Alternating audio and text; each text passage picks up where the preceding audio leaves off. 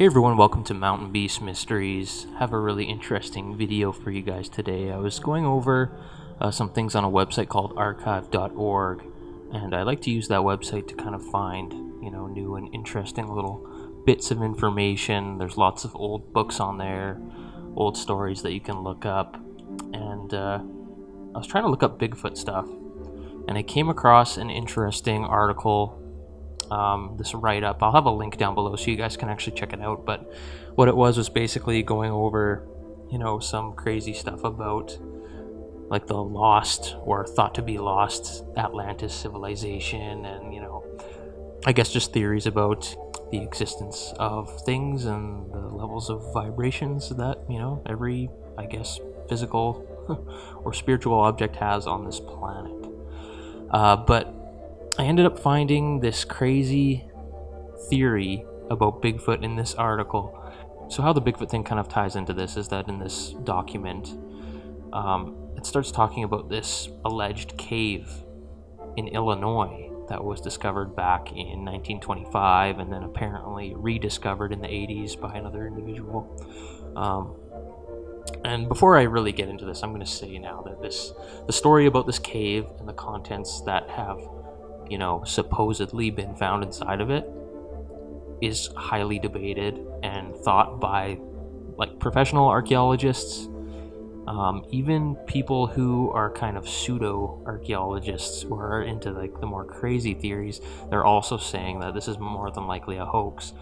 It's rumored that in this cave, there had been thousands of small artifacts.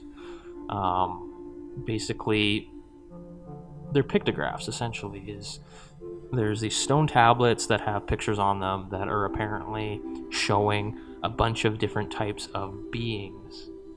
So a lot of these little stone pieces have pictures of people, like human beings. There's some images on them that look more animal-like. Some of them look lizard-like. And there is tablets that in this article, whoever wrote it is saying that some of them depict Bigfoot creatures. The other crazy thing about this cave system is that it is thought by some people who are deeply looking into it that it may contain the grave of Alexander the Great, which we're not really going to get into that side of the story. We're going to stick to the Bigfoot relation here. I could literally talk about this cave system and the artifacts found in it, and the legitimacy of it for probably a couple hours. There's a lot of information about it, and like I said, there are people who are deeply looking into it and have been for like over 30 years, kind of deciphering these tablets. And there's apparently ancient Egyptian artifacts and hieroglyphs and Phoenician artifacts, and it's said that there's like 15 to 17 crypts in this cave system. Now the cave system, is made of sandstone. Usually caves don't form in sandstone, they form in limestone. And usually there's water that erodes the caves away. So it's apparently a man-made cave. And if it's real, it would kind of imply that there was like a sea-bearing group of people who, crossed over to North America from, Egypt or somewhere in the area, thousands and thousands of years ago, before there was thought to be people coming over to North America. Like, it's just a really bizarre thing. But anyways, back to the Bigfoot stuff. There, you see on this image here, there's these faces, these stone faces. I'm not exactly sure of the proportions of these ones. I've seen images and video of some of the other artifacts, and they're a few inches across, so they're not that big. There, you can hold them in the palm of your hand, essentially. But it's really hard to say, if something. It's a very like primitive form of art, essentially. I mean, you're carving something in rock, so it's hard to say, especially with a topic such as Bigfoot. It's hard to say exactly what it is. Did the people back then in Egypt even know of Bigfoot? Was it a theory back then? Probably not in that area, but if they came across the sea, maybe it was something that they encountered. But odds are that it's not. If you think about it, back in the day, it would be really funny if people who made these things were just being creative. In movies nowadays and in art, and comic books and things of that nature, which are art forms. People are being creative and they create creatures and monsters, and it's fun and it's cool. So what is to say, that people back in the day didn't do the same thing? I'm sure they did. I'm sure they created artwork of creatures and monsters that, they just thought up in their imagination. It doesn't necessarily mean it's something literal that they saw, right? So it'd be kind of funny if we took this stuff completely literally, as if it was things that existed back then, when it could have just been like an 8-year-old carving something in a rock, that he was thinking of in his head. 10,000 years from now, what if somebody on the planet digs up, a film reel of, the original Star Wars movie, the cantina scene, and they see all these strange creatures when they hold the film up to the light and they see the frames?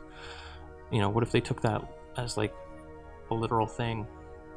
All those creatures, they existed back in 1977, thousands of years ago. No, it was just an art form. It was something that was created for entertainment or just for fun. When you look further into this case of this cave in Illinois, there's one individual in particular who, has been looking into it, and him and another guy have been trying to decipher the texts that they found. Apparently they've been able to come up with, these actual English translations of what's being talked about, and they're saying that a lot of it describes like UFO activity, ancient alien activity, and things of that nature.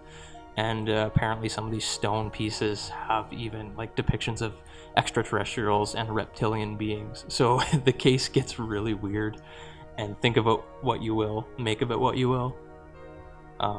I am very skeptical of it, and I don't think it's a good idea to believe that these artifacts are of Bigfoot.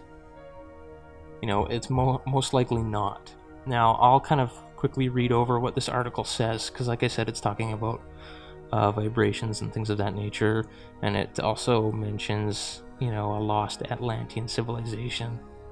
It says, many advanced underground cities of the Atlantean civilization were abandoned in darkness when the global infrasound resonance systems were inundated by the deluge of waters once suspended as vapor.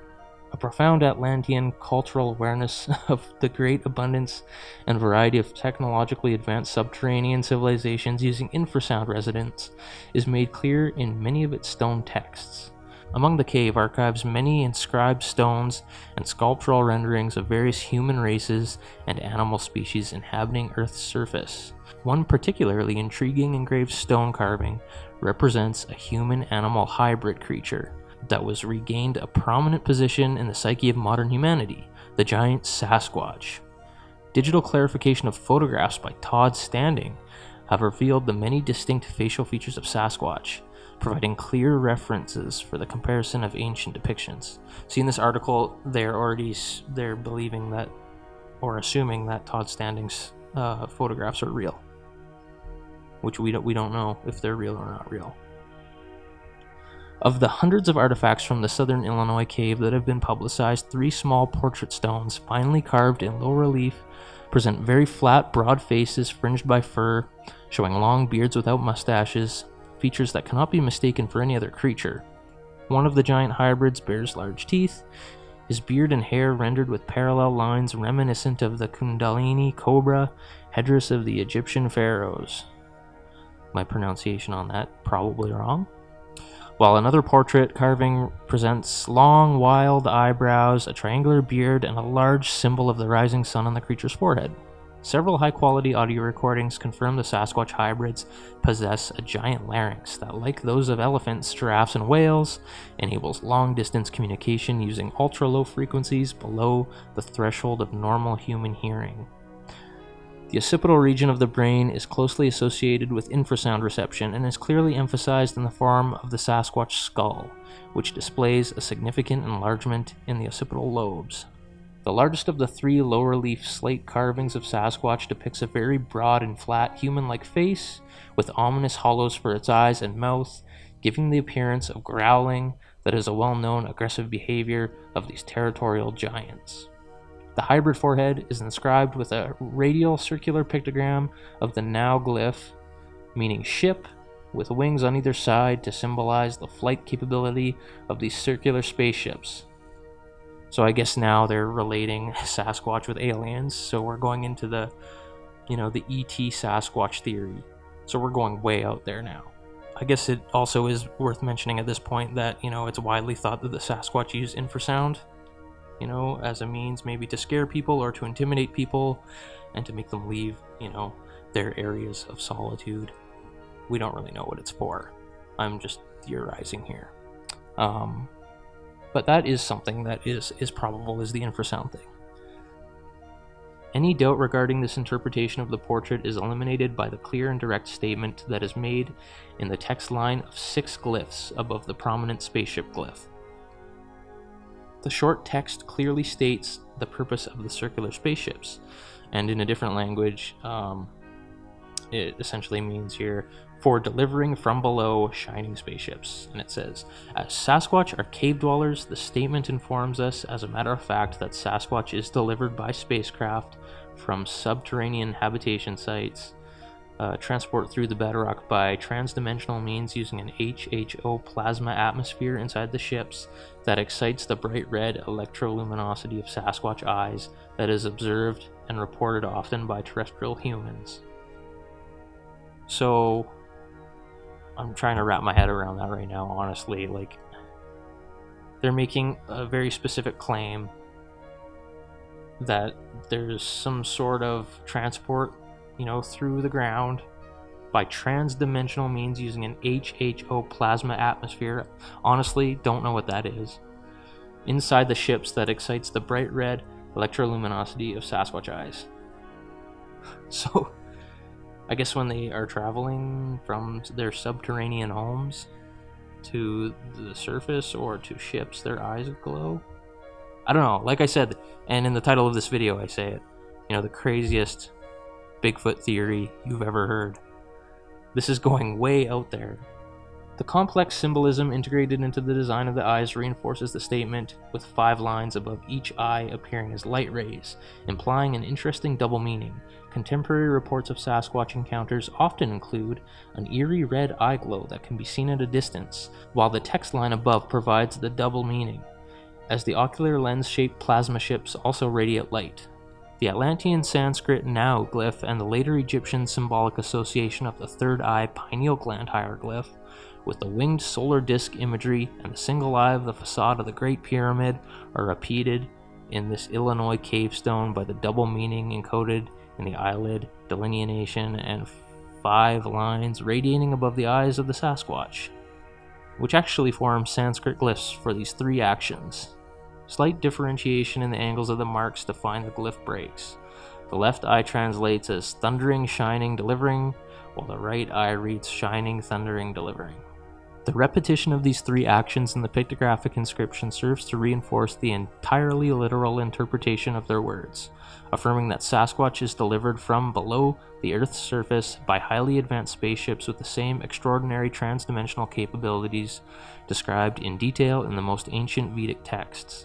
These profound Atlantean passages directly confirm the findings of geneticists studying Sasquatch, a species that was hybridized during the time period of the cataclysm. This article is written under the assumption that the Illinois cave system is legitimate, which we don't know. We also, haven't proven the existence of Bigfoot yet, and it also talks about, maybe it's the, burial site of Alexander the Great.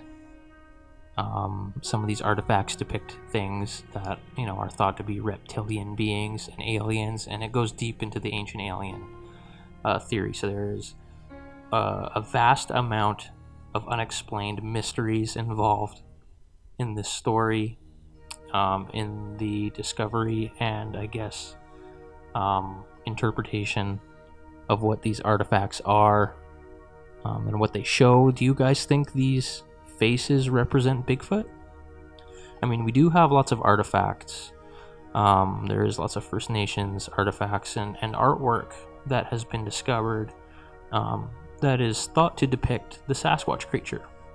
which, you know, is a spiritual creature in First Nations folklore. But is it just spiritual? Modern reports, the thousands of modern reports, would speak otherwise. You know, there's actually a living, breathing creature out there. You know, the First Nations people would talk about it and create this artwork just as if they would if it was a real animal, like if it was a bear or an eagle or some creature along those lines. You know, it was right up there with these real animals that are known to exist. You know, it's not like it was categorized with a bunch of spiritual beings, you know, or things of that nature. It's, you know, characterized with animals that we know for a fact exist. So that's another interesting thing. Are there Bigfoot in Illinois?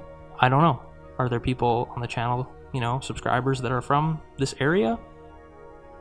Say something. I want to know what you guys think. Is there sightings out there? What is the probability that these ancient people ran into Sasquatch? The theories that come from this cave system are basically supporting the ancient alien theory and the ET Bigfoot theory, along with a bunch of other things. You guys should, you know, look deep into this. If you want to be entertained for a while, and if you want to kind of dig into a mystery, I'll have a list of links down below in the description, so you guys can watch some interviews and lectures about this cave system, most of them involving the gentleman who's actually looking very deeply into it. If this cave system is a hoax, then somebody, you know, if all these artifacts actually exist, somebody went through the trouble of making like thousands, like 3,000 artifacts, and carving them out of stone in intricate ways, which is kind of interesting. It is also known that some of these artifacts, actually a lot of them, have been sold. So there is, you know, an opportunity there for monetary gain, which again is why some people hoax things. So that's kind of interesting and a red flag. And there is also reports that a lot of fake artifacts have turned up by people looking to make $1. So people have, you know, made replicas of these artifacts, or they have taken ones that were, you know, thought to be genuine and even further modified them to look even more fantastic and sold them.